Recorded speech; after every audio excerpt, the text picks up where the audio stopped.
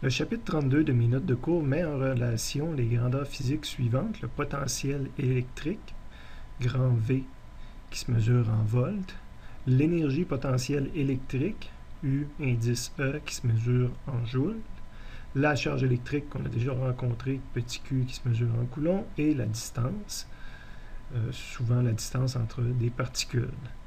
Donc, ce chapitre-là de mes notes de cours, on peut faire la correspondance dans le livre de Séguin avec les sections 2.1, 2.2 et 2.6 aux différentes pages mentionnées ici, 139, 145, 182. Dans le présent vidéo, je vais me concentrer sur l'équivalence entre mes notes de cours et la section 2.1 de Séguin. Donc, pour ceux qui suivent le cours avec le livre de Séguin, je vous invite à ouvrir le livre à la page 139.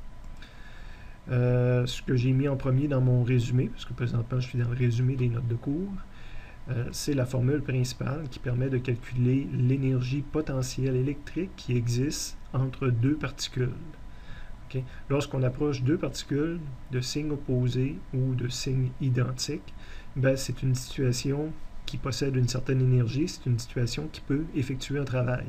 Au même titre qu'une masse tombant vers la Terre qui peut effectuer un travail, qui peut tirer un autre objet, ces charges-là, si on les laisse libres de bouger, elles vont s'attirer, vont vouloir se déplacer l'une vers l'autre et pourraient effectuer un travail, tirer quelque chose à l'aide de la force qui existe. Donc, quand on peut effectuer un travail, c'est une situation qui possède de l'énergie. Donc, la constante qu'on a déjà vue, on tient compte des charges Q1 et Q2 et on tient compte de leur signe. Donc, il n'y a pas de valeur absolue ici. Et la distance entre les deux particules. On a encore une fois 4 combinaisons possibles. Étant donné qu'on tient compte des signes, on peut arriver à un UE plus grand que 0 ou un UE plus petit que 0. Et tout ça a été conventionné, a été standardisé par des gens. Évidemment, ça respecte la convention des signes. Quand on multiplie un plus par un plus, on va te donner sur une valeur UE plus grande que 0, puis un moins par un moins, même chose. Alors que si on a des charges de signes opposés, un moins par un plus, ça va donner une valeur négative. C'est un UE plus petit que 0.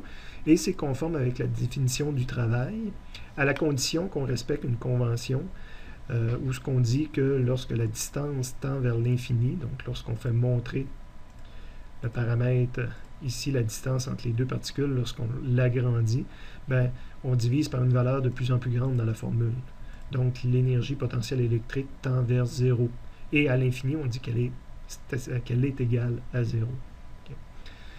Okay. Ce qui veut dire que pour assembler,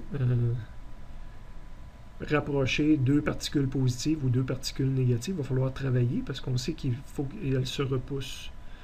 Donc, va falloir travailler, fournir de l'énergie à ce système-là pour les rapprocher l'une de l'autre. Fournir de l'énergie, ça veut dire que j'ai une situation énergétique plus grande à la fin. Donc, c'est conforme avec un UE plus grand que 0 et il faut que je fournisse du travail. Tandis qu'un système plus-moins, si je pars que les deux particules sont à l'infini et que je les rapproche, je n'ai même pas besoin de travailler. Ils ont une tendance à vouloir se rapprocher. Donc, je peux calculer une valeur d'énergie, mais j'ai moins d'énergie à ce moment-là que j'en avais au départ. C'est un système qu'il va falloir que je travaille pour dissocier. Ici, il fallait travailler pour les approcher, mais c'est ici, un coup qu'on les a mis à une certaine distance, si je veux éloigner un moins et un plus, il va falloir que je travaille. Okay? Donc, le système n'est pas prêt à me fournir de l'énergie pour les éloigner. Donc, c'est la convention des signes, là. Faut la réviser à quelques reprises et ça fait un bout de temps qu'on n'a pas fait, il faut y revenir, mais c'est une convention, on respecte ces choses-là. Tout ça est à mentionner dans le résumé de Séguin, dans ses propres mots, donc quand vous le lirez, ça va vous donner une autre version de cette explication-là. Ce que j'ajoute par rapport au résumé de Séguin, c'est le calcul de la variation d'énergie. Donc un delta UE, comme toujours, ça veut dire UE final moins UE initial. Avec la définition qui est en haut, je peux remplacer mes termes, puis il y a une distance finale moins une distance initiale. Tous les autres termes sont pareils. Donc, je pourrais les mettre en évidence et garder tout simplement que je fais la soustraction de l'inverse des distances. Okay.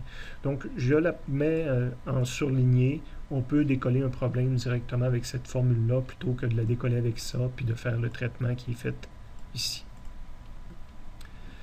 Ça, c'était toutes des choses qui étaient applicables pour un système de 2 particules. Si on a plusieurs particules, ben c'est plusieurs systèmes de 2 particules. Évidemment, il ne faut pas le répéter. Seguin l'explique dans ses notes de cours, dans son livre.